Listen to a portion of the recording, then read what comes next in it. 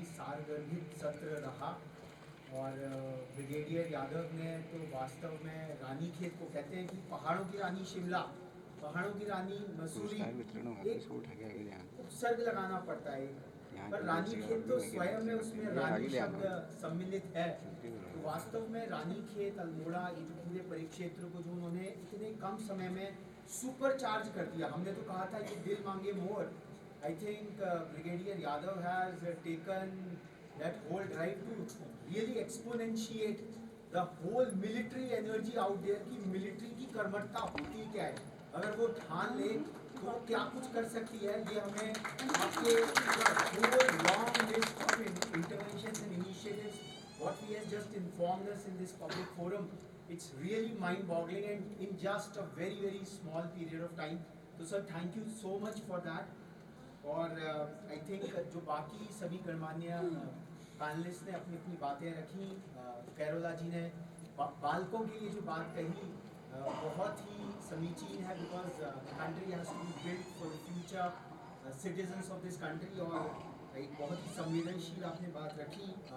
Ajay Prasad sir really gave that depth to the whole narrative. He himself was shocked कि मेरे बगल में रानीखेत में इतना कुछ हो रहा है। That is why forums like this, commemorations like this are very very important. And Arun Verma जी ने तो वास्तव में पहाड़ की और कुमाऊं की एक दुखती रग को कहा कि युवाओं के लिए हमें करना होगा। I think it's a very very eminent panel of Himanshu sir, as usual, the evergreen Himanshu Upadhyay sir. He is the anchor point of it all. जैसे कहते हैं कि दावोस में 50 साल पहले प्रोफेसर चार्ल्स श्वाब ने वहाँ पर एक वर्ल्ड इकोनॉमिक फोरम की नींव रखी और उनके प्रेसिडेंटशिप तक लगभग 150 जो राष्ट्राध्यक्ष वहाँ आते थे for an annual convention. Himanshu दादा has that vision and I would say aspiration to really convert anchoring Ranikhet, क्योंकि रानीखेत वास्तव में वहाँ से कर्णप्रयाग का रास्ता भी है। अल्मोड़ा से भी हम लौट कर धिंगारी खाल होते हुए ही चार धाम की यात्रा से जुड़ते हैं। तो he really is that grand old man of I think Kumaon of Ranikhet who is really with us living legend. Old किसको कह रहे हो यार? ओल्ड किसको कह रहे हो? तो और जो भारतेंदु की बात थी, भारतेंदु हरिश्चंद्र की जो बात रही कि निज भाषा उन्नति है, आई थिंक नीरज पंत साहब ने उसका बड़ा ही सौंदर्यमयी सारांश दिया कुमाऊनी में अपना वक्तव्य देकर। मैं ब्रज क्षेत्र से आऊ करूँ तो मोए कुमाऊनी तो ना है, पर हमारे तो हमारे प्रोफेसर वेंकपैया देसाई हमारे प्रोफेसर होते थे IIT खड़गपुर में और सिविल इंजीनियरिंग के, और उसके पश्चात उन्होंने मुझे छात्रकाल में 10 रुपये का नोट दिखाया, बोले भारत की कितनी भाषाएं हैं। अब हम लोग तो भैया JEE पास करके बड़े अहंकार की ये लेके घूमते रहते हैं कि भाई हम तो बड़े टेक्नोक्रेट हो गए। उनका 10 रुपये के नोट को देखो, सारी भारतीय भाषाएं इसमें लिखी हुई हैं, उस लिपि को पहचानो। And when he rose to be the director of IIT Dharwad, the 3rd generation भारतीय प्रौद्योगिकी संस्थान, उन्होंने कहा 3 भाषा का झगड़ा क्या है, आज हमें 5 भाषाएं चाहिए। 5 language formula he talked about.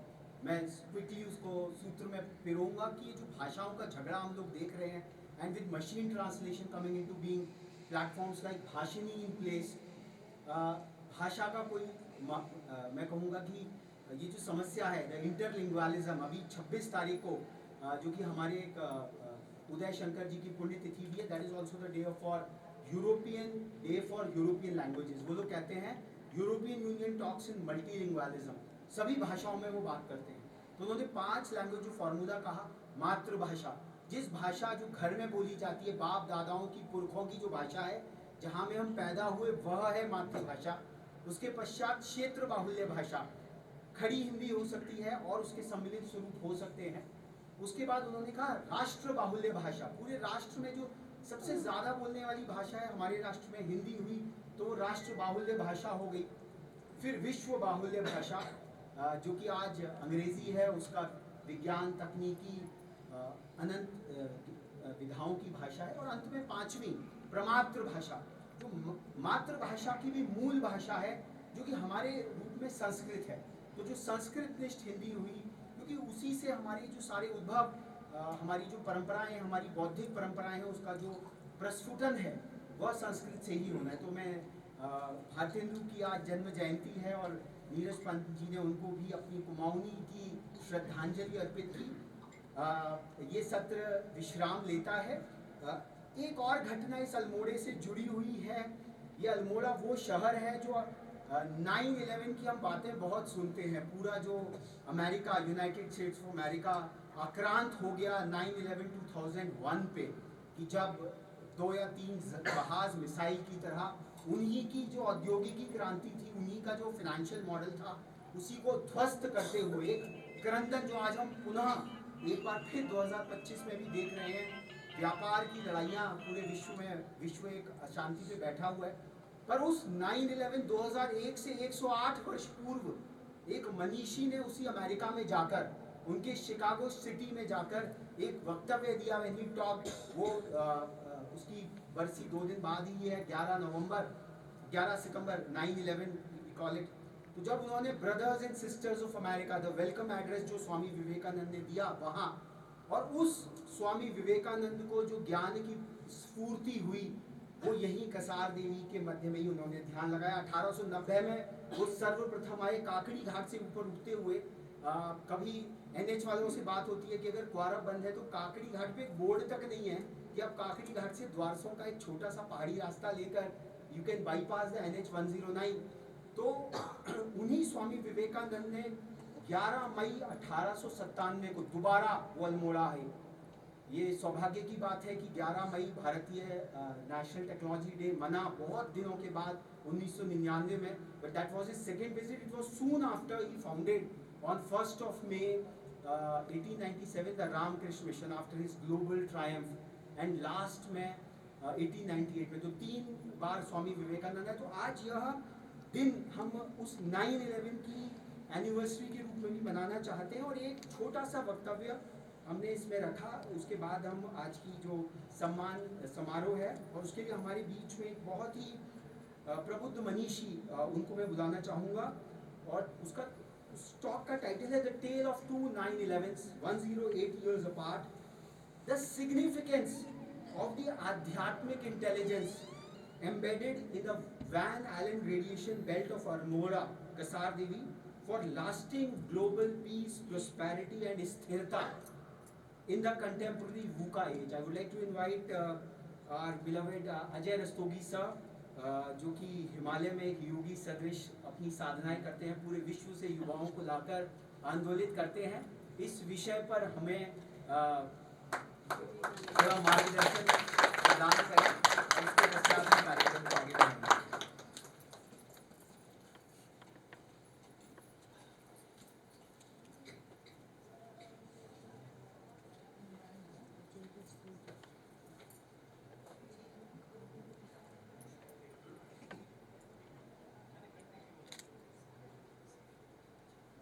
ये बहुत बड़ा सौभाग्य है कि आज स्वामी विवेकानंद के वक्तव्य के बारे में मुझे कहा गया बोलने के लिए, छोटे नहीं पड़ेगा, क्योंकि इतनी बड़ी विभूति जिन्होंने इतने कम समय में जो संदेश दिया आध्यात्मिक स्तर पर, वो किसी भी व्यक्ति के लिए, और हमारे जैसे जो भी आजकल नई यूनिवर्सिटी और नई शिक्षा में पढ़ते हैं, उनके लिए तो बिल्कुल भी संभव नहीं है। क्योंकि जो विजडम जो कि धरती से और अध्यात्म से उन्होंने जो ली, वो किसी भी शायद पुस्तक से ज्ञान लेना संभव नहीं है। उसके लिए मैं शायद जो आज हम ये बात कर रहे हैं टूरिज्म की, और शायद उससे कुछ अगर आप इजाज़त दें तो जोड़ना चाहूँगा, क्योंकि वो ये है कि अल्मोड़ा जब हम लोगों का देश आज़ाद हुआ, उस समय देश का शायद सबसे लिटरेट डिस्ट्रिक्ट था, मतलब लिटरेसी रेट जो है वो शायद सबसे ज़्यादा हमारे जिले में था। और उसका कारण ये था कि शिक्षा पे बहुत सारा हम लोगों का जोर था, बहुत इम्फेसिस था, और हमेशा से। अब वो शिक्षा का जो तात्पर्य है, अब आजकल यूनिवर्सिटीज़ में AI के ज़माने में, जैसे आपने आध्यात्मिक इंटेलिजेंस की बात करी, लेकिन ये जो आर्टिफिशियल इंटेलिजेंस है, ये एक बहुत बड़ा क्राइसिस है अब एजुकेशन में कि हम बच्चों को क्या पढ़ाएं, क्योंकि उनके पास शायद ज़्यादा इंफॉर्मेशन है बजाय जो टीचर्स हैं उनके पास से।